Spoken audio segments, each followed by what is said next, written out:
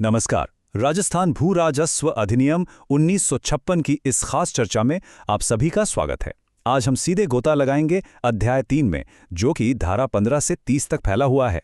देखिए, ये सिर्फ कुछ धाराएं नहीं हैं, बल्कि ये पूरे राज्य के रेवेन्यू एडमिनिस्ट्रेशन की, आप कह सकते हैं, रीढ़ की हड्डी हैं, उसका असली डीएनए है।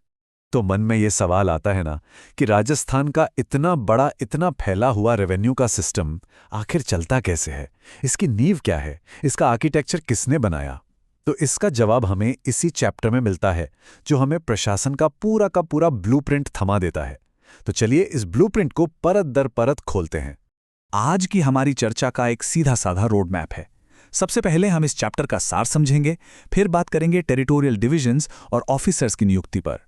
उसके बाद पावर्स और हायरार्की की कानूनी बारीकियों में जाएंगे, एक प्रैक्टिकल की स्टडी भी देखेंगे, और हाँ, सबसे आखिर में आरजेएस एग्जाम के लिहाज से कुछ बेहद जरूरी सवालों को भी पक्का करेंगे। तो चलिए शुरू करते हैं। देखिए, अध्याय 3 का जो मेन मकसद है वो है राजस्थान में रेवेन्यू एडमिनिस्ट्रेशन के लिए एक बिल्कुल साफ और मजबूत ढांचा बनाना। ये प्रशासन की पूरी मशीनरी, उसके हर छोटे बड़े पुर्जे को अपनी अपनी जगह पर फिट करता है। इसे समझने का एक बहुत ही आसान तरीका है।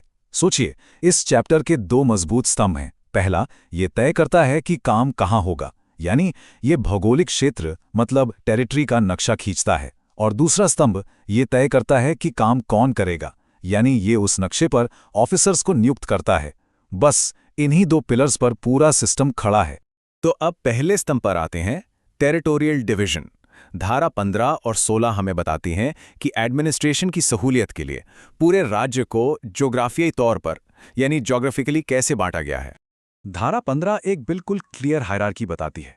सबसे ऊपर है राज्य, जो बटा है डिविजन्स में। हर डिवीजन में हैं जिले, जिलों के अंदर सब डिवीजन और सब डिवीजन के अंदर तहसीलें। ये तो हुई बनावट, लेकिन असली पावर, असली ताकत छिपी है धारा 16 में। ये धारा राज्य सरकार को शक्ति देती है कि वो एक नोटिफिकेशन से किसी भी समय इन यूनिट्स की सीमाओं को बना सकती है, बदल सकती है या खत्म भी कर सकती है। यही चीज प्रशासन को इतना फ्लेक्सिबल बनाती है। अच्छा, तो नक्शा तो तैयार हो गया। अब उन खिलाड़ियों से मिलते हैं जो इस मैदान पर काम करेंगे, मतलब उन ऑफिसर से जिन्हें इस नक्शे को चलाने के लिए अपॉइंट किया गया है। धारा 17 से 22A इन्हीं अधिकारियों और उनके अपॉइंटमेंट के बारे में है। इस टेबल पर जरा नजर डालिए, आपको एक पैटर्न साफ दिखेगा। कमिश्नर से लेकर तहसीलदार तक इन सभी की ऑफिसर्स को अपॉइंट करने की पावर किसके पास है? राज्य सरकार के पास। ये सेंट्रलाइज्ड अपॉइंटमेंट सिस्टम पूरे राज्य के एडमिनिस्ट्रेशन में एक यूनिफॉर्मिटी और कंसिस्टेंसी बनाए रखता है। अब आते हैं एक बहुत ही खास, एक बहुत ही इंपॉर्टेंट पद पर, रेवेन्यू अपीलेट अथॉरिटी, यानी RAA। धारा 20A इसको डिफाइन करती है। ध्यान दीजिए, ये कोई रेगुलर एडमिनिस्ट्रेटिव ऑफिसर नहीं है। ये एक स्पेशल क्वासी जुडिशियल अथॉरिटी है, जिसका काम ही रेवेन्यू मामलों में न्याय देना है। तो आरए इतना जरूरी क्यों है? अरे, ये रेवेन्यू जुडिशरी सिस्टम में एक तरह का चेक एंड बैलेंस है। ये कलेक्टर के ऑर्डर्स के खिलाफ अपील सुनने के लिए एक डेडिकेटेड फोरम है। मतलब अगर किसी को लगता है कलेक्टर का फैसला सही नहीं है, तो वो आरए के पास जा सकता है। इससे न्याय प्रक्रिया में स्पेशलाइजेशन और स्पीड दोनों आती है। और कानून कहता है कि राज्य में कम से कम 3 आरए तो होने ही चाहिए, जो इसकी इंपॉर्टेंस को और बढ़ा देता है।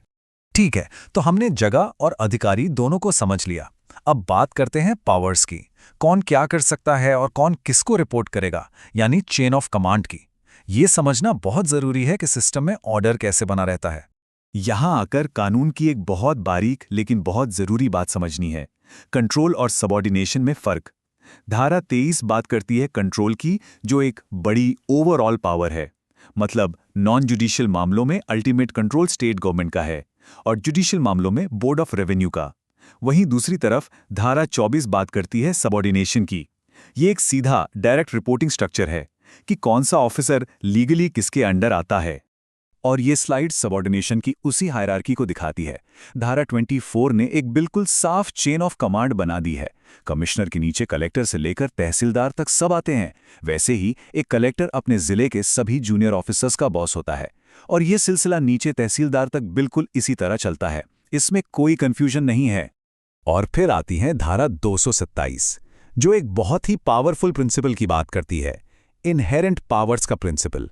इसका सीधा सा मतलब है कि जो ऑफिसर पद में ऊपर है उसके पास अपने से नीचे वाले सभी ऑफिसर्स की पावर अपने आप ही आ जाती है। जैसा कि ये कोड साफ कहता है, एक कलेक्टर, एसडीओ और तहसीलदार दोनों की शक्तियों का इस्तेमाल कर सकता है। चलिए, थ्योरी बहुत हो गई। अब देखते हैं कि ये सब असल जिंदगी में एक वकील के लिए कैसे काम आता है, क्योंकि कानून का असली मजा तो उसके प्रैक्टिकल एप्लीकेशन में ही है। सोचिए, आप एक वकील हैं और एक किसान आपके पास आता है अपनी इस आम सी परेशानी लेकर। ये एक ऐसा सवाल है जो रेवेन्यू के वकीलों के सामने लगभग हर रोज आता है।